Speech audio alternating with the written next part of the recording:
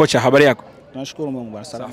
Uko vizuri? Niko vizuri. Tueleze kiufundi zaidi, mechi ilikuwaje dakika zote 90? Tueleze kuanzia dakika 45 za kipindi cha kwanza pasina kufunga bao wala kuruhusu bao, lakini pia dakika 45 za pili tukifunga mabao 4 pasina kuruhusu bao.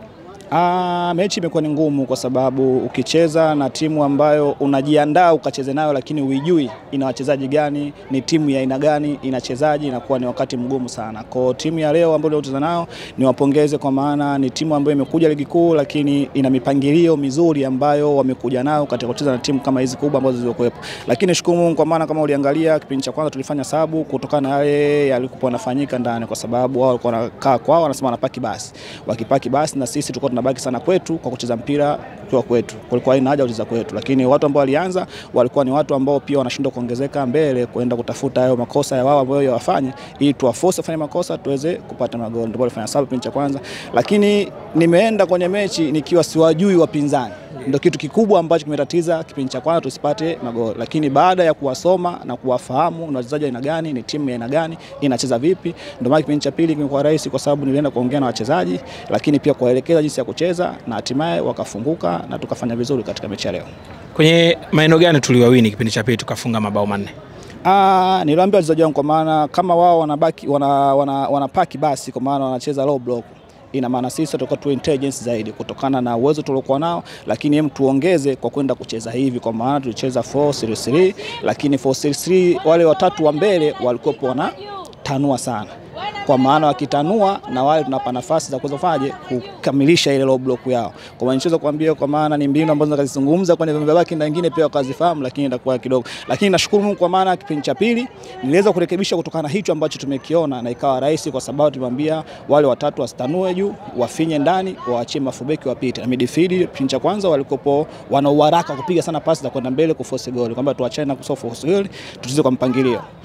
Tucheze pasi katikati, tuwasubiri mafurubeki wapite, tuwaekee wakapiga cross, sisi tuweze kufanya tukafunga. Na hatimaye tumeingia na mfumo huo au na takwimu hizo ambazo tumeona wao wana makosa gani, na hatimaye wakaingia kwa kile ambacho sisi tunakuwa tumepangilia kipindi cha pili, na magoli kwa rahisi na kuweza kufunga.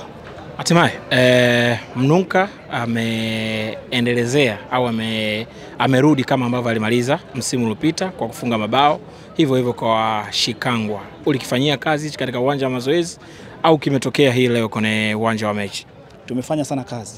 Tumefanya kazi kwa sababu timu yetu sisi baada ya ngao ya jamii tuliangalia tupo vipi na tunakwenda vipi kwenye ligi. Kama tunahitaji kupata kile ambacho tunakihitaji, kwa maana kuchukua ubingwa, lazima tufanye kazi. Kwa maana tukafanya kazi tukiwa mazoezini, kwa maana vitu vyote ambavyo unaviona hapa vimetokea, hii kupiga pasi, kufanyaje havijatokea automatic kwenye mechi, maana tumefanyia kazi mazoezini. Na hata magoli ambayo wanayafunga, lakini pia umeona leo katika kona ambazo wanacheza ni mipango ambayo kila kitu ambayo ni mipango ambayo vinakuwepo, tumefanyia kazi mazoezini, wamekuja kuviapply kwenye mechi. Kwa nishukuru kwamba kwa wachezaji wameweza kufanya kile kitu ambacho tunawaelekeza mazoezini, wameweza kufanya kile kitu ambacho tunahitaji katika msimu huu, tuone kwamba tunakuja kwenye mechi, tunakuja kupambania timu, tunakuja kupambania kile kitu ambacho tunakihitaji, kwa maana malengo yetu kufikia lazima tuweze kushinda, sio draw wala kufungwa.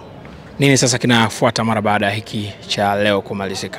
Mechi imekwisha ya kwanza, kwa tunaangalia mapungufu ambayo yalitokea katika mechi ya kwanza tuweze kufanyia kazi, lakini vile vile tunajiandaa kucheza mechi sasa na Fountain Gate, kwa maana mechi ya pili. Kwa sasa tunaangalia kwamba Fountain Gate nao wana ubora gani, wana mapungufu gani, ili wafanye kazi. Na sisi pia tunaamini pia wametuona katika mchezo wa leo, watakuwa pia wanafanya kazi. Kwa maandalizi yetu sasa sisi ni kuangalia kutoka hapa na kwenda mbele. Kuna kisha kwa wapenzi wa Simba na wanachama wa Simba, timu ipo mikononi salama kwa Musa Hassan Mgosi.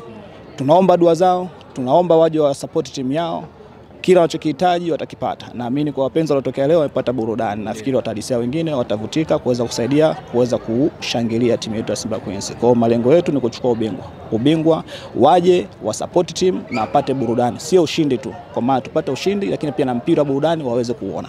Shukrani sana. Asante sana.